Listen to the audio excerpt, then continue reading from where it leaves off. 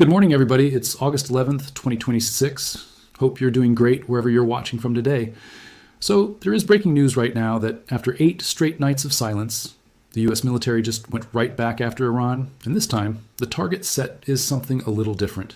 It's not the missile factories. It's not the nuclear sites we've talked about 100 times. This time, it's the coastal hideouts. The base boat garages, the tunnel-fed inlets, the little concrete bunkers tucked into the cliffs along the Strait of Hormuz, where the IRGC has been stashing its fast attack craft, its drone boats, and its coastal radar this entire war. And what came out of this strike wave is honestly one of the more surgical things we've seen out of CENTCOM in weeks. We're going to break down exactly what got hit, why the timing matters so much after an 8-day pause, what these hideouts actually look like from the inside, and then we'll get into the munitions story that's been quietly blowing up in the background this whole time. So stick around, because by the end of this, you're going to understand exactly why Iran's coastline just got a whole lot less safe for anything with an engine on it. So here's where we start. For 8 consecutive nights, from August 1st through August 8th, there was nothing. No confirmed CENTCOM strikes inside Iran. That's the longest pause since this phase of the war restarted back in July. And it wasn't an accident.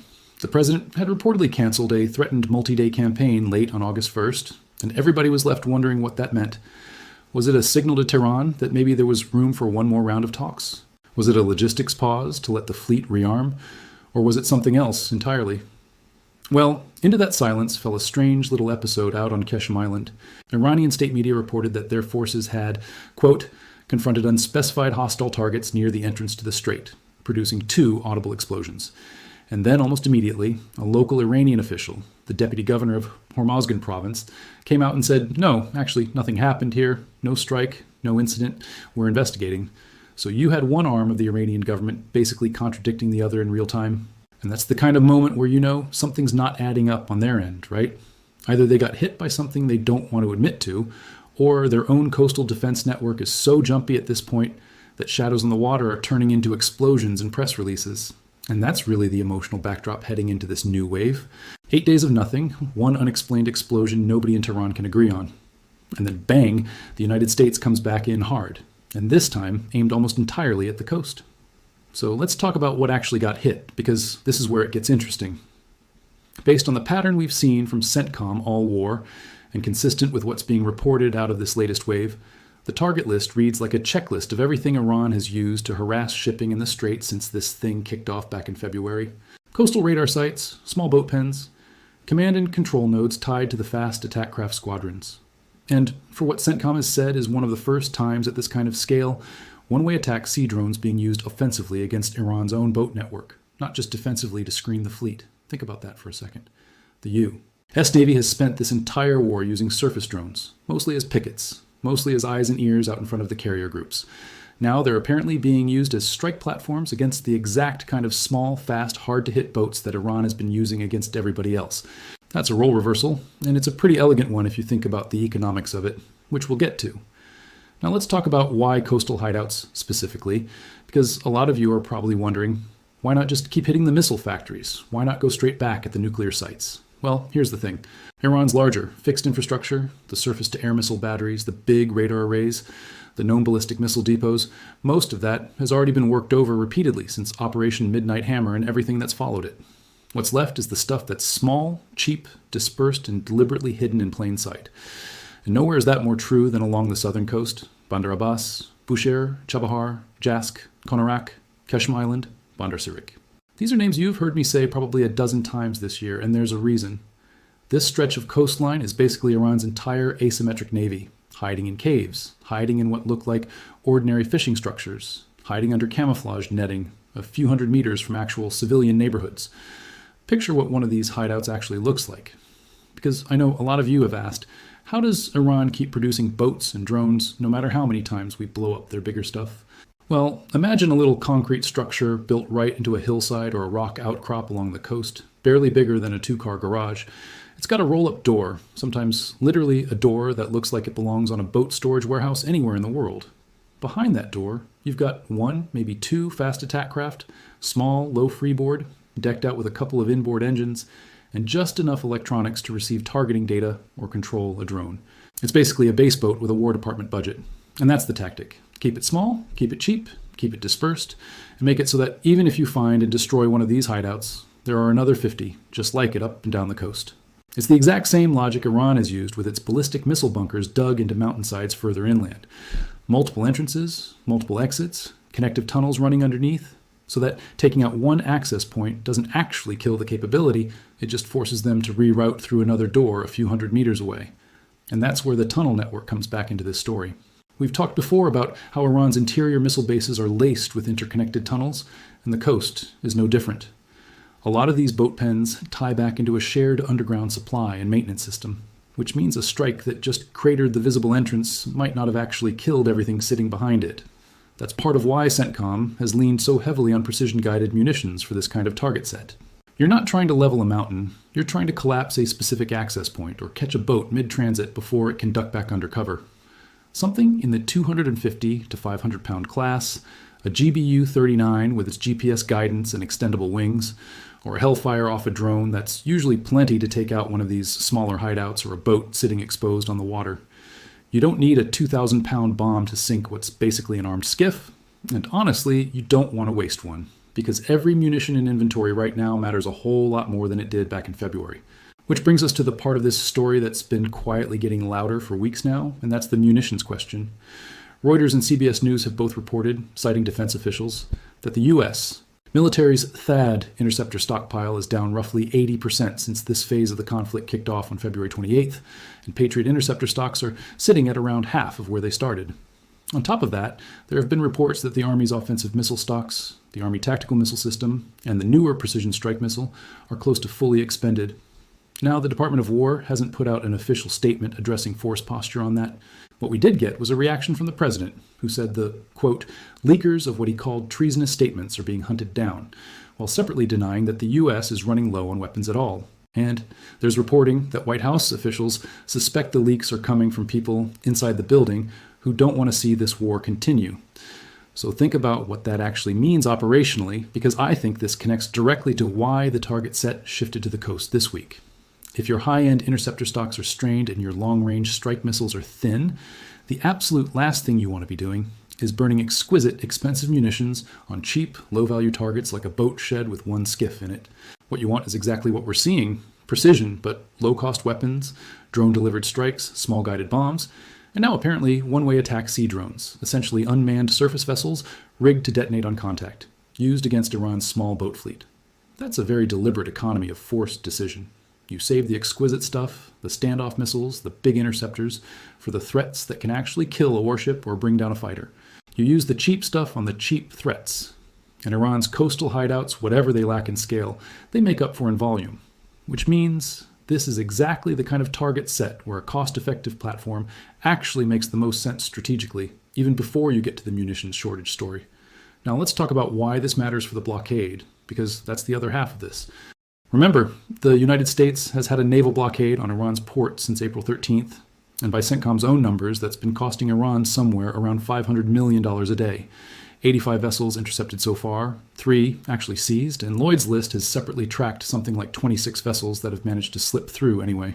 That leakage is the whole reason these coastal hideouts matter so much. Every fast attack boat that survives, every drone control node that stays hidden, is a potential tool for harassing the tankers and commercial ships that are trying to either comply with the blockade, or, in Iran's case, trying to sneak cargo past it. Back on July 7th, CENTCOM hit more than 80 locations in a single night, including over 60 small boats operating in and around the strait, after Iran had targeted commercial vessels in violation of the ceasefire framework that had been brokered back in June. That memorandum, by the way, was supposed to buy 60 days of negotiating room. It barely lasted a few weeks before Iran went right back to targeting tankers, and the president came out and just declared the whole agreement over. And it's worth walking back through how we actually got here, because this coastal fight has been building the entire summer.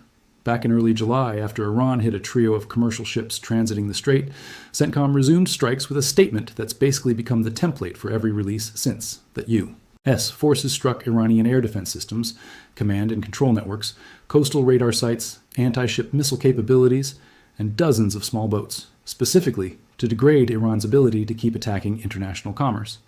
Iran's answer at the time was to claim it had hit 85 locations tied to U.S. military facilities across Bahrain and Kuwait, numbers that, like a lot of IRGC claims, are almost certainly inflated well beyond what actually connected.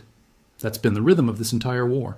The US hits something real and specific, and Iran responds with a number that sounds impressive in a press release, but rarely matches what shows up in independent damage assessments afterward. It's the same dynamic we've seen with their claims about downing stealth aircraft or striking high-value targets that later turn out to be, at best, a near miss, or at worst, complete fabrication. So if you zoom out, this is really Chapter 2 of that same fight. Back in July, it was about mass, overwhelming Iran's small boat fleet in one massive night of strikes. Now, a month later, it's about precision, going after the specific hideouts that let Iran regenerate that fleet after the initial hit. Because here's the thing about a fast attack boat pen. Unlike a radar dish or a fixed missile battery, you can rebuild one of these things fast. Pour some concrete, hang a roll-up door, camouflage the entrance, and within a matter of weeks, you've got a new hideout, ready to receive another boat pulled out of storage somewhere inland. That's why hitting the visible boats alone was never going to be enough. You have to go after the infrastructure that lets them keep coming back. And that reconstruction cycle is honestly the whole ballgame here. Think about what it actually takes to permanently deny a capability like this versus just temporarily disrupting it. If you only ever hit the boats, you're playing an expensive game of whack-a-mole, because a new boat can be trucked in from inland storage in days. If you hit the pens themselves, you buy a little more time, because pouring concrete and hanging camouflage takes weeks instead of days. But if you can actually map and roll up the tunnel systems and the supporting logistics chain, feeding these hideouts, the fuel depots, the small maintenance yards, the covert supply routes bringing parts and munitions down from further inland, that's when you start to actually shrink the network instead of just pruning it back to where it was a month ago. And that appears to be exactly the shift we're watching happen right now, moving from reactive strikes against boats caught in the act toward proactive strikes against the infrastructure that makes the whole hideout system function in the first place. Let's also talk a little about the coastal radar piece of this, because that's just as important as the boats themselves. Every one of these small boat operations depends on some kind of surveillance and targeting picture, whether that's a basic radar dish perched on a hilltop overlooking the strait, or something more improvised like a satellite dish bolted onto the roof of one of these little boat structures that's actually being used to receive drone control signals. Take that radar picture away, and Iran's fast boats are essentially blind. They're just guys with binoculars and a prayer, trying to time an attack run on a tanker they can't actually track for more than a few kilometers out. That's part of why the coastal radar sites keep showing up on these target lists again and again throughout this war. It's not just about denying Iran the ability to shoot. It's about denying them the ability to see in the first place, which is honestly the more effective kill chain to break if you can manage it. Let's actually dig into these one-way attack sea drones for a second, because I think a lot of people watching this haven't fully clocked how fast this category of weapon has moved from a side project to a frontline tool. These are essentially unmanned surface vessels, low profile, low radar cross-section, built to run on a preset or remotely guided course straight at a target and detonate on impact. Ukraine basically pioneered the modern version of this concept against the Russian Black Sea Fleet, sinking and damaging a whole string of Russian warships with exactly this kind of platform. Cheap, expendable, hard to detect against wave clutter, and devastating against anything that isn't specifically built to defend against a small boat coming in low and fast. The US. Navy has clearly been watching that playbook closely, and what we're seeing now in the Strait of Hormuz looks like an adaptation of the exact same idea, except flipped around and aimed at Iran's own small boat network instead of a blue water fleet. And that's a smart adaptation, because Iran's fast attack craft were themselves designed around swarming tactics, cheap, numerous, hard to track individually. Using a similarly cheap, numerous, hard to track platform against them is a much more efficient trade than sending a multi-million-dollar Hellfire off a fighter jet to sink a boat that might have cost the IRGC a fraction of that to build and crew in the first place. Now think about how one of these strikes probably plays out in practice. You've got persistent overhead surveillance, likely a mix of manned aircraft, drones, and satellite tasking, watching these coastal stretches for exactly the kind of activity that gives away a hideout, a door opening, a boat launching, a supply run happening under cover of low light. Once that pattern gets flagged, you're looking at a decision tree.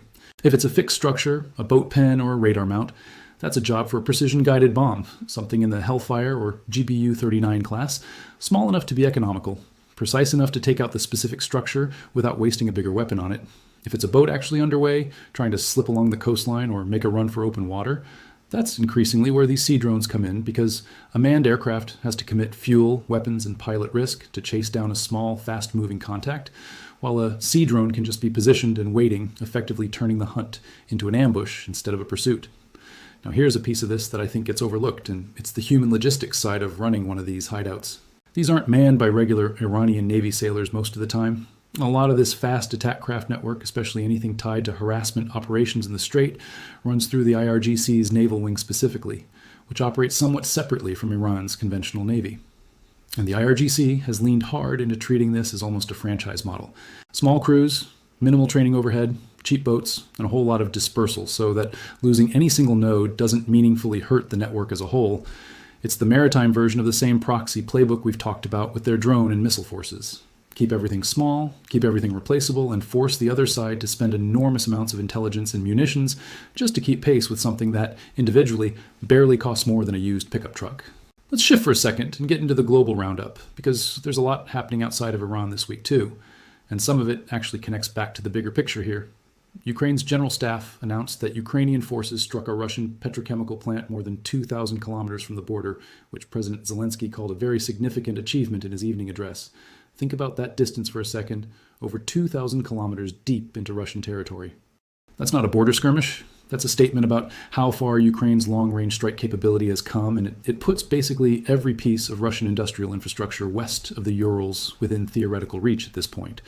And on the other side of that same conflict, Ukraine's military intelligence is reporting that North Korea is sending even more ballistic missiles and troops to Russia, with Zelensky pointing out that this is apparently the first time in Russian history that Moscow can't sustain a war without outside supply. That's a pretty remarkable admission, if you sit with it, a nuclear-armed permanent member of the U. And Security Council leaning on North Korea just to keep its artillery and missile production running at pace. Meanwhile, Ukraine's own commander for unmanned systems says Russia is working to more than double the number of missiles it can fire in a single simultaneous barrage, which tells you both sides in that war are racing the same production clock that we're watching play out with munition stockpiles here in the Iran fight. On top of that, Ukrainian military intelligence separately reported that Russia has already blown past its annual production targets for both Zircon and Onyx cruise missiles, with several months still left in the year, meaning whatever munitions math is playing out in the Gulf right now has a mirror image happening on the other side of the world, in the Black Sea and beyond. It really is the theme of this entire year, isn't it? Everybody's industrial base getting stress tested at the same time, whether that's American interceptor stocks in the Gulf or Russian missile lines trying to outpace Ukrainian production of exactly the kind of long-range strike drones that just hit a plant 2,000 kilometers from the border. All right, back to the main story, because you made it to the section I know a lot of you wait for, the strategic analysis part. So here's the connection I want you to make. For months, this war has been fought as a battle over altitude and mass. Big radar sites, big missile batteries, big ballistic missile bunkers dug into mountains, and the U.S. response was to match that with overwhelming firepower, stealth aircraft, bunker busters, entire nights dedicated to leveling command centers. That fight is basically over. Iran's fixed, large-scale air defense architecture has been dismantled in sequence, piece by piece, because a radar has to emit to be useful and a fixed site has to sit still to be targetable. And once you've mapped those emissions and locations enough times, you can take the whole network apart methodically. Iran knows this. That's exactly why we've watched them pivot so hard toward proxy tactics, toward manpads, toward small boats, toward drones launched from camouflaged coastal bunkers. It's the same insurgency logic they've used for decades through Hezbollah and Hamas and the Houthis, except now they're running that exact playbook against their own territory, hiding their own capability the way an insurgent group would hide from an occupying force, except it's their own coastline they're hiding on. So when you look at this week's strikes hitting the coastal hideout specifically, what you're actually watching is the United States adapting to fight that second war, the dispersed, low-signature, small boat insurgency, using the exact tools built for exactly that kind of target. Cheap sea drones against cheap attack boats, precision-guided small munitions against dispersed boat pens instead of massive bunker busters against fixed bunkers. It's an economy of force fight now, not a mass fight, and that matters even more given what we just talked about with the munitions numbers. If your exquisite interceptor and long-range missile stocks are genuinely strained, then this coastal campaign isn't just tactically smart, it's basically mandatory. You cannot afford to keep spending your most expensive weapons on your enemy's cheapest assets. You have to flip the cost equation back in your favor, and using low-cost drone strikes against low-cost boat hideouts is exactly how you do that. And I think there's a deeper pattern recognition point buried in here too, because if you compare this coastal campaign to the manpad smuggling story we've covered before, where Iran was trying to bring in a few hundred Chinese-made shoulder-fired missiles through a Hong Kong shell company, you start to see the same underlying strategy repeating itself in a different domain.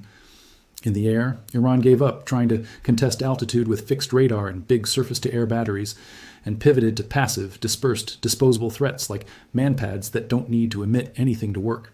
On the water, they've done the exact same thing, giving up on anything resembling a real navy that could stand and fight, and pivoting to passive, dispersed, disposable fast attack boats, hidden in structures that look, from the outside, almost indistinguishable from ordinary fishing infrastructure. It's the identical playbook applied to two completely different environments, air and sea, because the underlying logic is the same either way. If you can't win a fight over massive and technology, you make yourself impossible to fully account for, and you force the other side to spend enormous resources just trying to find you before they can even think about hitting you. That's also, I think, why this specific wave of strikes matters more than it might look like on the surface. It's not just about the boats that got destroyed this week. It's about degrading Iran's ability to regenerate that dispersed network at all. Every hideout that gets identified and hit isn't just a loss of one or two boats. It's a loss of a node in an intelligence picture that took the IRGC months, maybe years, to quietly build out along that coastline. And once US and Allied intelligence has mapped enough of these nodes, the whole logic of dispersal starts to break down. Because dispersal only works if the other side genuinely doesn't know where most of your capability is hiding. The more of these hideouts that get found and struck, even gradually, even one at a time, the smaller that hidden inventory becomes, and the harder it gets for Iran to keep pretending it still has a credible harassment capability left in the Strait. There's also a signaling piece to this that I don't think gets talked about enough. That 8-day pause wasn't just a tactical reset. It was almost certainly a message, whether it was meant to open a door for talks or just to see how Tehran would behave without pressure on them. And Iran's answer, at least based on that unresolved Keshem Island episode, was either to test the water themselves or to get spooked by their own shadows and put out a confused, contradictory story about it. Either way, that's not the behavior of a confident adversary. That's the behavior of a network that knows its coastline is compromised and doesn't fully trust its own reporting chain anymore. And when the United States came back in, specifically targeting the infrastructure behind that coastline, rather than resuming the broader strike campaign against the interior, that's a pretty clear message in itself. It says, we see exactly what you're hiding and where, and we're going to keep dismantling it piece by piece on our timeline, using the tools that cost us the least while costing you the most. I also want you to think about what this does to Iran's blockade running math specifically. Every dollar, every boat, every hidden pen that gets destroyed makes it that much harder for Iran to move anything past that naval blockade without getting caught or intercepted outright. Remember, this blockade is already costing them roughly $500 million a day. Every fast attack boat that used to be available to escort a sanctioned tanker or harass an intercepting U.S. vessel, every drone that used to be launchable from a hidden coastal bunker to threaten a boarding party, that's capability that's now sitting at the bottom of the strait, or buried under rubble instead. And unlike a ballistic missile factory, which takes serious industrial capacity and time to rebuild, a lot of this small boat infrastructure could theoretically be reconstituted fast, which is exactly why you can't expect this to be a one-time strike. This is very clearly going to be an ongoing campaign. Hit the hideouts, let Iran try to rebuild, watch where the new construction shows up, and hit it again.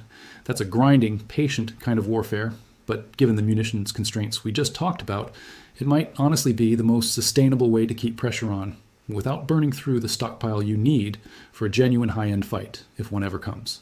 So here's what I keep coming back to with all of this. Iran spent decades and hundreds of billions of dollars building a deterrent posture around big, visible, symmetric power, real air defense networks, a real navy, a real ballistic missile force. Almost all of that has been ground down over the course of this war. What they've been left with is the coastal shadow fleet, the small boats, the hidden bunkers, the improvised radar setups bolted to fishing shacks. And now, piece by piece, that's getting taken apart too. Not with the massive headline-grabbing strikes we saw back during Operation Midnight Hammer, but with something quieter, cheaper, and honestly a lot harder for Iran to counter, because you can't really negotiate a ceasefire around a network you can't even fully account for yourself.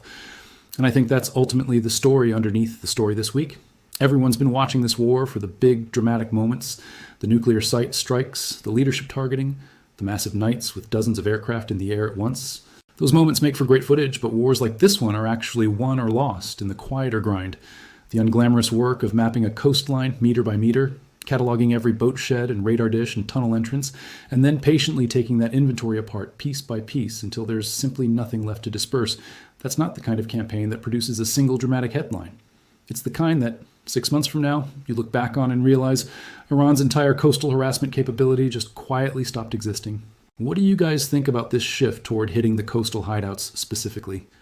Do you think this quieter, more sustained campaign ends up being more effective long-term than the big headline strikes we saw earlier in the war?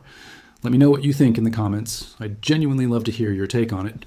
If you found this breakdown useful, drop a like on the video. It really does help push this kind of coverage out to more people who are trying to actually understand what's happening over there, instead of just seeing a headline scroll by. And if you're new here, go ahead and subscribe, because we're covering every single one of these developments as they happen, and there is clearly a lot more coming. Thanks so much for watching, and I'll see you in the next one.